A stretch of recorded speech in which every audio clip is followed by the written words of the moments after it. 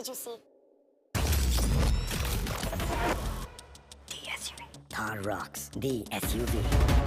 क्योंकि आलोक चौरसिया ने विकास किया ही नहीं है, केवल अपना विकास किए हैं।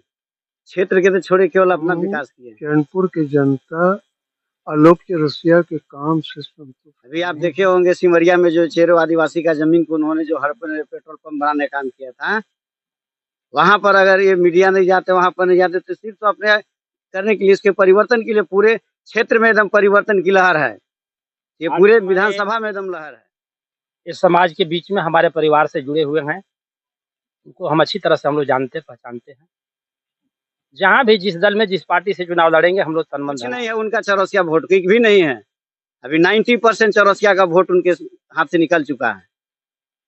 ये 2024 के चुनाव में मैंने दावे के साथ कह रहा हूँ 90% वो भी हमारे परिवार से भी हैं, ये भी हमारे परिवार से भी हैं। लेकिन बात रही कि जहाँ तक विकास की बात है, तो आप तो देख ही रहे हैं कुछ तरह की कुमार जी चुनाव लड़ने का फैसला। जी हाँ, क्योंकि मैं एक प्रशासनिक अधिकारी था। 31 मार्च 2024 को सेवानिवृत्त हुआ, तो मैं जैसे ही अपने आवास पर आया, इससे पहले मैं रांची में रहा करता था, तो कार्यकर्ताओं का एक हुजूम आया और लोगों ने अपनी जिज्ञासा प्रकट की, क्योंकि यह क्षेत्र चौरसिया बहुल इलाका है और आज से करीब 30 वर्षों से यह क्षेत्र विकास की से अछूता रहा। इसका कारण यह है कि जब यहाँ के सशक्त उम्मीदवार अनिल कुमार चौरसिया हुआ करते थे और विजयी प्रत्याशी हमेशा माननीय इंदर सिंह नामधारी जी हुआ करते थे, तो चौरसिया क्षेत्र में विकास का कार्य उस समय भी नहीं हुआ और बहुत ही मेहनत से और हम लोगों ने यहाँ की जनता आलोक चौरसिया को एक नई उम्मीद के साथ विधायक चुना था। लेकिन विगत 10 वर्षों में क्षेत्र की दुर्दशा आप जिस क्षेत्र में जाएंगे वो देखने को मिलेगा।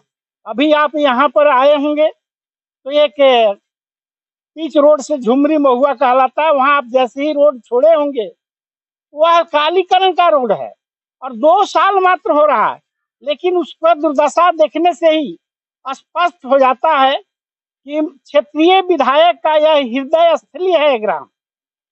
चैनपुर प्रखंड का कुशियारा बूथ एक यूनिक बूथ हुआ करता था, उसके बावजूद यहाँ की विकास की स्थिति आपके सामने है। तो कार्यकर्ताओं का एक बहुत बड़ा हुजूम बराबर है कि नहीं, आप क्षेत्र का प्रतिनिधित्व कीजिए कि मैं प्रशासनिक अधिकारी रहा हूं और कैसे काम किया जाता है, क्या विजन होना चाहिए, ये सारी चीजें हम अपने आप को महसूस किए कि जनता के बीच में अब जो मेरा शेष सेवा है वो हम जनता के बीच में रहेंगे और उनके हर सुख दुख में कदम से कदम मिलाकर चलेंगे। क्योंकि 1952 से लेकर के आज तक 10 वर्ष छोड़ करके विगत 2 चुनाव को छोड़ दीजिए तो हम समझते हैं कि जो डाल्टन चैनपुर भंडरिया का विधायक हुआ करता था वह पलामू का विधायक माना जाता था। उसकी आवाज पलामू की आवाज हुआ करता था। आप 1952 में जो विधायक यहाँ थे उनकी आवाज भी बिहार विधानसभा में गूंजती थी। सत्यजीत शायद जी प्रथम विधायक थे, इसके बाद उमेश्वरी चरण जी हुए 1957 में। 62 में कांग्रेस पार्टी से जब टिकट नहीं मिला तो यहाँ के प्रसिद्ध अधिवक्ता सच्चिदानंद त्रिपाठी जी 62 के चुनाव में स्वतंत्र पार्टी से विजयी हुए। इसके बाद 67 से 69, 72, 77 4 विधानसभा लगातार हमारे माननीय स्वर्गीय पूरन चंद्र जी हुए, जिनकी आवाज थे तो 3 फीट के, लेकिन पूरा विधानसभा में गूंजता था, बिहार विधानसभा में। इसके बाद 1980 से लगातार 6 चुनावों में एक 1985 में ईश्वर चंद्र पांडे जी हुए। इससे पूर्व 6 बार श्री इंदर सिंह नामधारी जी हुए, जिनकी आवाज भी हम समझते हैं कि वो विधानसभा में गुंजा करता था और पलामू का प्रतिनिधित्व बना रहता था। उसके बाद केएन त्रिपाठी जी हुए। और अभी जो स्थिति है, मैं कार्यकर्ताओं की ओर से सुनता हूं और मैं खुद भी महसूस करता हूं।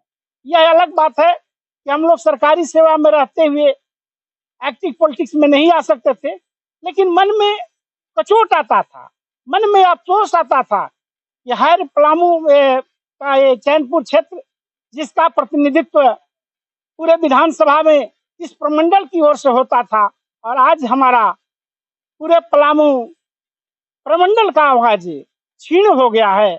विधायक के आवाज से कभी इस क्षेत्र के विकास की समस्याओं का समाधान हेतु कोई कदम उठाते हुए नहीं देखा। विगत 5 वर्षों में वे सत्ताधारी दल से थे। उस समय भी हम समझते हैं कि चाहे शिक्षा का क्षेत्र हो, स्वास्थ्य का क्षेत्र हो या सिंचाई का क्षेत्र हो, किसी भी क्षेत्र में इनके द्वारा कोई वैसा कदम नहीं उठाया गया जिससे यहाँ के किसानों का, बेरोजगारों का और नौजवानों का कोई समाधान हो सके। आपने कहा विकास। जी हाँ, तो विधानसभा सत्र के बाद एक पत्रकार वार्ता में उन्होंने कहा है कि हमने क्षेत्र में विकास की गंगा बहाई है और 20 से 22 घंटे हमारे क्षेत्र में बिजली रहता है। वो तो इनका जन्म स्थल ही है, उनके बगल का गांव है। आप कह रहे हैं विकास नहीं। प्रत्यक्ष दर्शनम किम प्रमाणम। अभी तो मैं एक नेवरा पथ का भ्रमण किया था, थाना से बिल्कुल चैनपुर थाना से आप 200 गज जैसे ही आगे जाएंगे सलतुआ मार्ग में तो आपको सामने नजर आ जाएगी क्या। और ये हृदय स्थलीय उनका भी, ये माननीय विधायक जी का हृदय स्थलीय गांव है। आप विगत 6-7 चुनाव का देखेंगे तो इस बूथ पर 100% एक ही दल को आया है, तो चौरसिया जी को आया।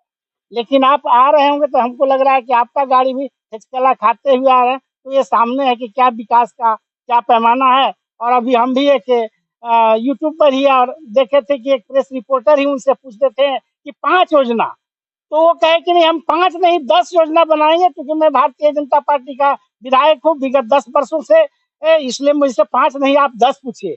लेकिन अफसोस की बात है कि 5 योजना भी नहीं गिना सके। और सबसे तो बड़ी बात है कि अगर नर्तकी चले और वो नाच नहीं जाने तो फिर नर्तकी नहीं।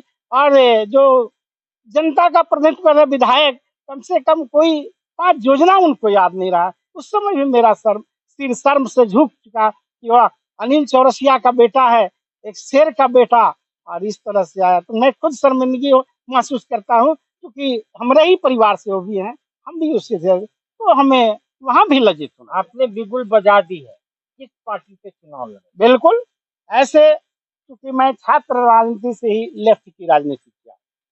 मैं 1981 में जीएलए कॉलेज में एनएसयूआई की तरफ से इलेक्शन लड़ा था, और इसके बाद समाजवादी विचारधारा से हम उत्प्रोत रहे हैं। और 1985 में हमारे राजनीतिक गुरु पूरन चंद जी थे, हमने उनके साथ काम किया था। तो मेरा झुकाव इंडिया गठबंधन की ओर है, और मुझे पूरी विश्वास है कि मेरा पोर्टफोलियो, मेरा प्रशासनिक अनुभव, विगत 36 साल तक मैं राजस्व विभाग में सेवा किया हूं। और आप आज देखते होंगे कि डीसीएलआर, सर्किल ऑफिसर्स, ये सब को एक न एक पक्ष के विरुद्ध हम लोग को फैसला देना पड़ता है। फिर भी मैं यह दावे के साथ कहता हूं कि 36 साल के सेवा काल में रांची जैसे जगह में भी मैं सर्किल ऑफिसर रहा, आज तक मेरे ऊपर एक स्पष्टीकरण नहीं आया है। साथ ही जब मैं दुमका में सर्किल ऑफिसर था तो वहां पर भी बासुकीनाथ का मेला लगता है, बासुकीनाथ में, उसमें 2 बार हमको the best administrator of the district का रिवार्ड मिला है। तो हम अपने उन तमाम सेवा काल के इतिहास को देखते हुए हम इस निष्कर्ष पर पहुंचे हुए कि हमें इंडिया गठबंधन से उम्मीदवार बनाई जाएगी।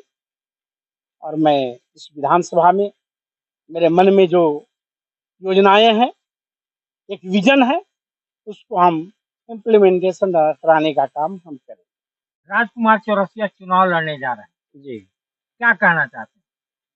हम यही कहना चाहते हैं कि हमारे इस समाज के बीच में हमारे परिवार से जुड़े हुए हैं, उनको हम अच्छी तरह से हम लोग जानते पहचानते हैं। जहाँ भी जिस दल में जिस पार्टी से चुनाव लड़ेंगे हम लोग तन मन धन के साथ देने का हम लोग पूरा संकल्प जानते लेंगे। तो आप लोग आलोक चौरसिया को भी हैं, तो उनको क्यों नहीं, इनको क्यों? जानते तो वो भी हमारे परिवार से भी हैं, ये भी हमारे परिवार से भी हैं, लेकिन बात रही कि जहाँ तक विकास की बात है, तो आप तो देख ही रहे हैं कुछ तरह की स्थिति। तो इस मुद्दा को लेकर के नई उम्मीद के साथ हम लोग राजकुमार चौरसिया के साथ हैं। तो परिवर्तन चाहते हैं।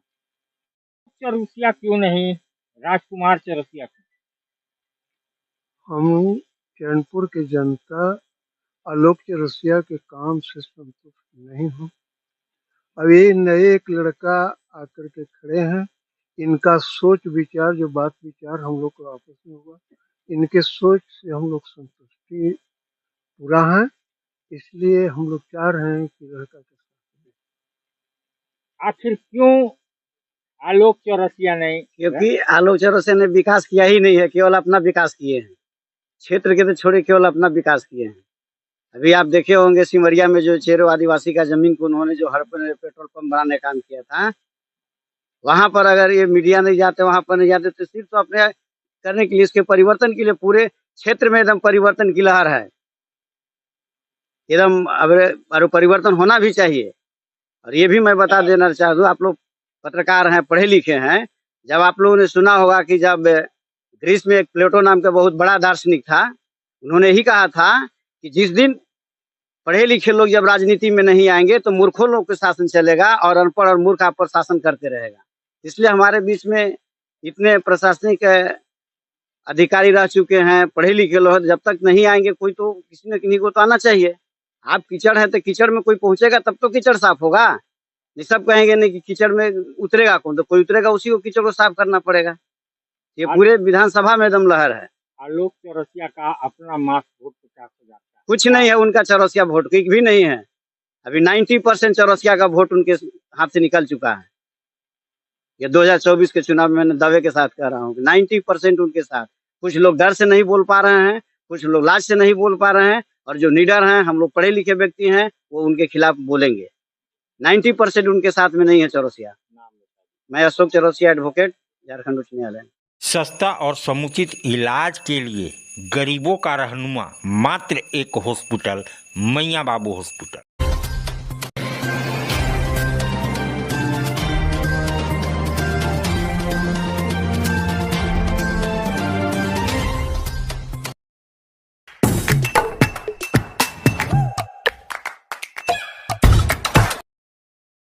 आज आप दिल्ली दरबार आए हैं। दिल्ली दरबार अपने आप में पूरे डाल्टनगंज को समेटने के लिए तैयार है, क्योंकि गांधी उद्यान पार्क में दिल्ली दरबार जब से आया है रौनक बढ़ गई।